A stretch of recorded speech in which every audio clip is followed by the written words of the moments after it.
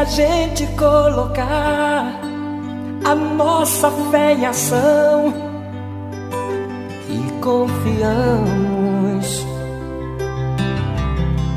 e oramos a Deus,